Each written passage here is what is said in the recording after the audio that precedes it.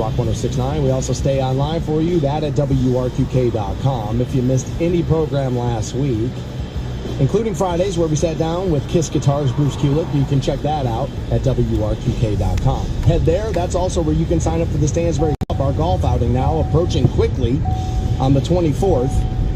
But you can still get signed up today, that at WRQK.com. Looking forward to seeing you guys at Raintree Golf and Event Center on the 24th. A great host site for us. Cannot wait to get back there. Looking forward to that a little later this month. It is Monday, so at 8 o'clock, as per usual, we will sit down and we will talk to Scott from waitingfornextyear.com. He's one of the co-founders there. You can find Scott on his X platform at WFNY Scott. And one of the things we will have to talk to him about is, yes, obviously, the Major League Baseball All-Star Game coming up, I believe, tomorrow. You got Jose Ramirez in the Home Run Derby. Baseball a little bit better at their stars taking part of these things than some other sports and the like, so we'll talk to him about that. Also, the Guardians, though, had the number 1 pick in the Major League Baseball draft and have used that to select Travis Bazzana. Now, I don't know about most, but a lot of baseball experts over the last couple of months have been telling you he is the number 1 prospect in this year's draft. I don't know if that's true or not at all, but I know the buzz around this kid has been pretty massive. The Guardians go first. Sure enough, they do select him. He out of Oregon State. I don't know that much about Travis Bazzana, but I do know that Oregon State is known for their baseball. So I guess if you're going to take a kid from there, probably not necessarily the worst idea in the world.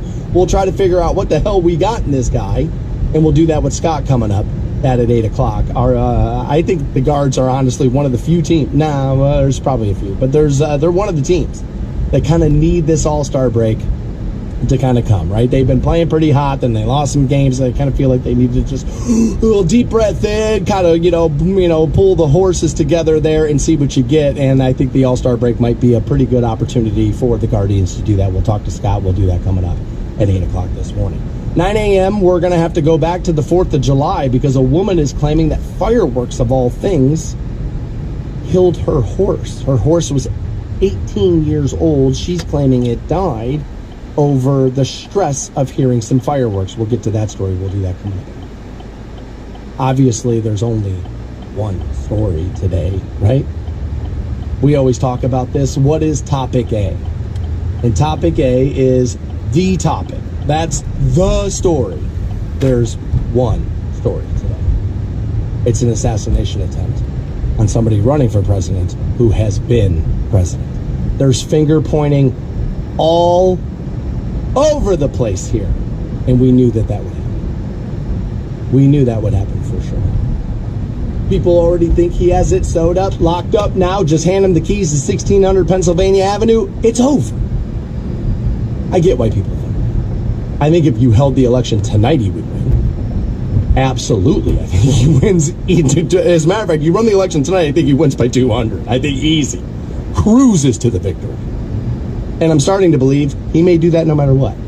We still got a little while yet between now and November. A lot of things can happen. A lot of things can get said. A lot of this can happen. So we'll see. But we're going to have to get into this a little bit in the 7 o'clock. There's more and more video coming out now of people pointing out to some other police on the street, like, hey, man, what's this right here? What's going on right here? And, there's people accusing other people of inaction. We, of course, because we have the internet, we now know the shooter, and we now know how they had registered to vote. And so people are now going, see it, you dirty Republicans with the gun. And other people are now pointing out, well, it could be tactical voting, right? The AP did a story on tactical voting not that long ago where it's talking about how people are going into primary seasons, people are going into voting seasons and switching their affiliation just to vote against a candidate to hurt the opposition. It seems like a lengthy process to go through to be doing something like that, but I care less about these things than other people. And so if this is your passion thing, I could see people doing it. I could see people doing that. I'm not sure it necessarily matters how you registered. You took out a firearm and you tried to fire it at people. You weren't trying to protect yourself. You weren't trying to protect your home. You were trying to hurt people. You were trying to kill people. I'm not sure if voter registration is necessarily all that important to me at that point. I can just go off the facts of the case. I know what you did. That's the important part to me. I hear a lot of people talking about rhetoric. We got to dial down this rhetoric. Well, I don't disagree that dialing down some of the rhetoric might be a good idea for the temperature of the country. I don't necessarily disagree with that. But I don't want to blame rhetoric for what happened. At that point, what are we doing? You're moving the responsibility off of the person that did the thing. I don't want that, because that means movies then have to be edited. That means music then has to be edited. Well, you don't know. I mean, the rhetoric, I mean, it's like you don't know. I mean, you don't know. Can't have a song about that, because, like, I mean, what if somebody picks up the gun and does the thing? Nah. Freedom messy, baby. Because we all have it. So I don't want to be hearing about the rhetoric.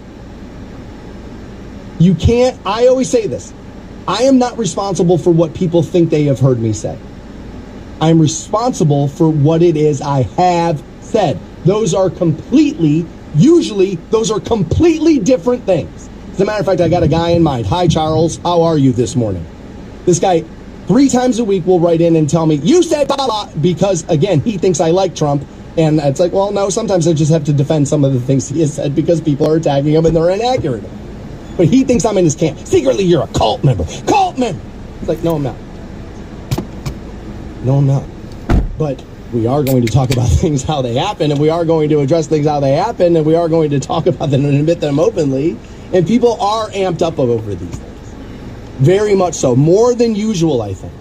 And yes, the news kind of wants it that way. They want you engaged that way. But at the end of the day, you're responsible for what you have done. If somebody goes out and does something crazy in the sake of my name, I am not responsible for that.